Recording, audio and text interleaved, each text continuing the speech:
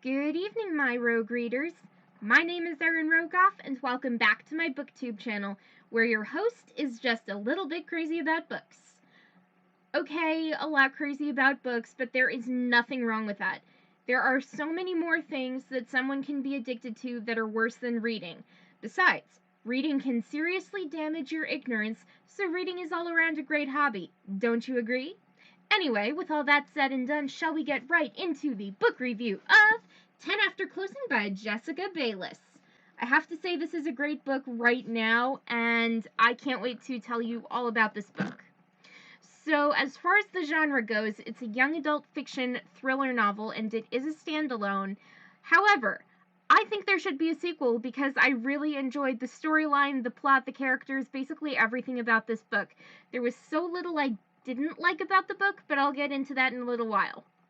Anyway, there are other books by Jessica Bayliss that I do not have, such as Broken Chords, Breathless, and The Five Senses of Horror. And then there are several books similar to 10 After Closing, which I do have. The Similars by Rebecca Hanover, which I do have. The Night by Amy Giles. The Lonely Dead by April Henry. The Deepest Roots by Miranda Acevedo, and The Merciless by Daniel Vega. I have this book too, I am letting you know right now. As far as the summary goes, it's 10 p.m. and closing time at Cafe Flores, but teens Scott and Winsome, whose nickname is Winnie, are trapped inside by a gunman and his shady crew of two, a druggie named Twitch and another guy named Toto. Go back 10 minutes to 9:50 p.m. Scott and his girlfriend break up in the basement of Cafe Flores in the storeroom because he was late in picking her up for a party, and he stays at the cafe while his now ex-girlfriend leaves because he doesn't want to go home to his abusive dad or sorry character of a mother.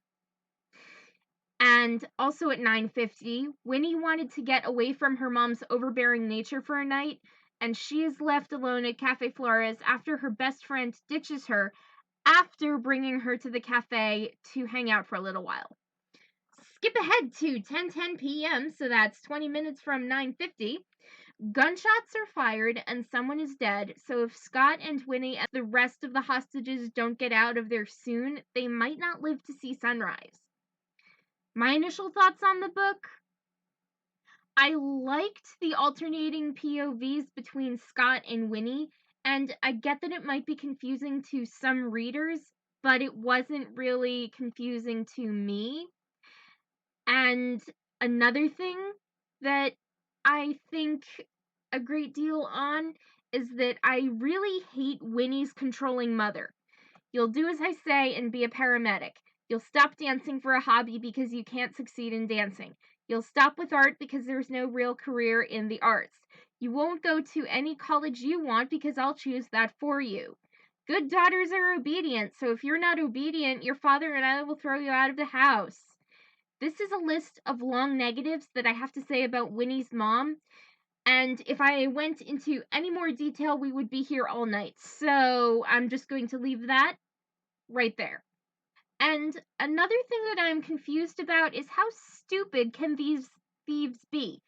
Ryan plans to steal from his sister Sylvie and her husband Oscar, who own the coffee shop and not a bank. Why would someone think of money when they have an unlimited supply of coffee? Priorities, people. Plus, Ryan hires a meth head and some guy who he barely knows to help him out in this robbery. You would think that these people had a little bit more of a plan in place. And then Ryan, his plan works out as well as that guy Twitch not taking another hit of crack. So all in all, don't do drugs, people, and don't steal because it's morally wrong. And how can you focus on the money when you have an unlimited supply of coffee right in front of you? I mean, if I was robbing a coffee shop, I would rob them from the coffee, not the money. Who cares about the money? I can make that on my own. I want the coffee. Not that I'm actually promoting stealing because that's morally wrong and I do not agree with that. Moving on. I loved how Winnie decided not to be an obedient little girl anymore and become her own person. And what do I have to say about that?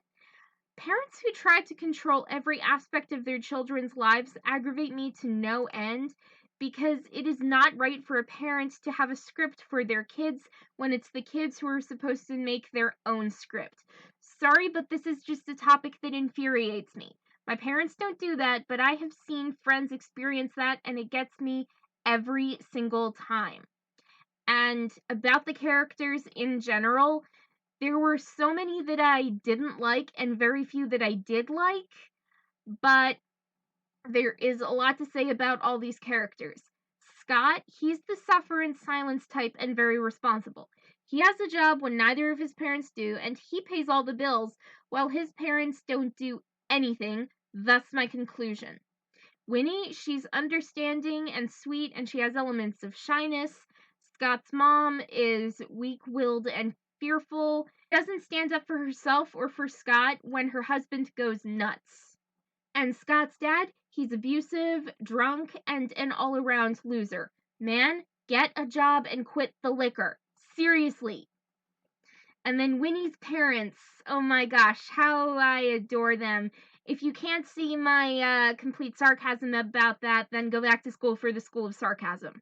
Winnie's mom is overbearing and controlling, and she has Winnie's life planned out for her without even knowing what Winnie wants herself. And Winnie's dad, he is demanding beyond reason. And as one can see very clearly, overbearing parents are a huge trigger for me. I have no idea why. It was like that for as long as I can remember, and it's very hard for me to get through a book where somebody is so controlling to that extent. And then two characters that I am indifferent about are Sylvie, who is kind hearted, and Oscar, who is an all around good guy. And I don't think it's fair at all that Scott had to be the breadwinner for his family. His parents can support themselves, but they basically choose not to. I get that some people are handicapped or incapable of work, but Scott's parents just seem lazy and unambitious, unlike Scott. And then the smartest thing that Winnie's mom has said this entire book is don't wait too long. Opportunity has a way of escaping us if we don't act. I despise Winnie's mother, but I will give her 1 point for that quote. And then, on a final note, be ready for a major plot twist that's staring you right in the face halfway through the book. I did not see that one coming, so kudos to Jessica Bayliss. Tell me in the comments below if you saw the plot twist and what you think about it. As far as ratings go, Amazon rates the book 4.1 out of 5 stars, and Goodreads rates the book 3.6 out of 5 stars. As far as my rating goes, 5 out of 5 stars. There are only a few ratings and reviews on this book because it is actually somewhat unknown and highly underrated. So, if you would like to help me out, please read this book so it is not so unknown or underrated. And there were 3 very short reviews that I did find on the book.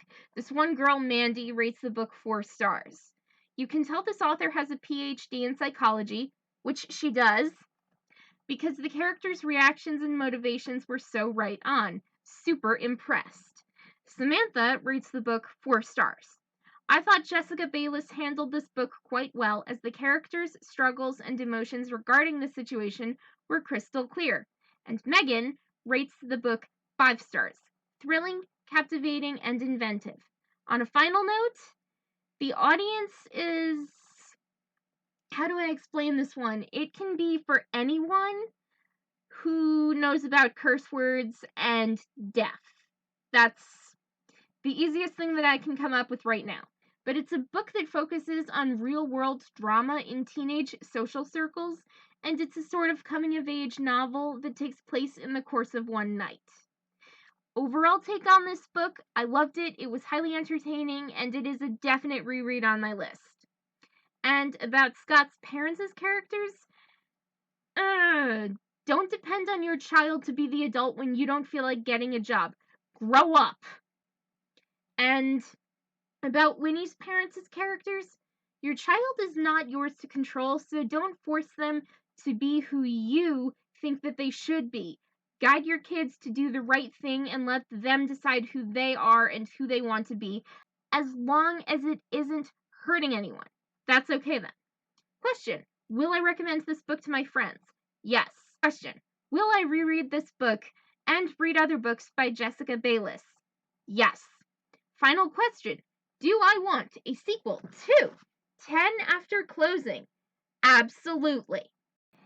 Anyway, that is all for today, so if you enjoyed this video, hit that like button to show some support, subscribe to my booktube channels to get more videos like this, turn those notifications on to be notified when I have a brand new video uploaded, keep on reading, and have a great day, everyone!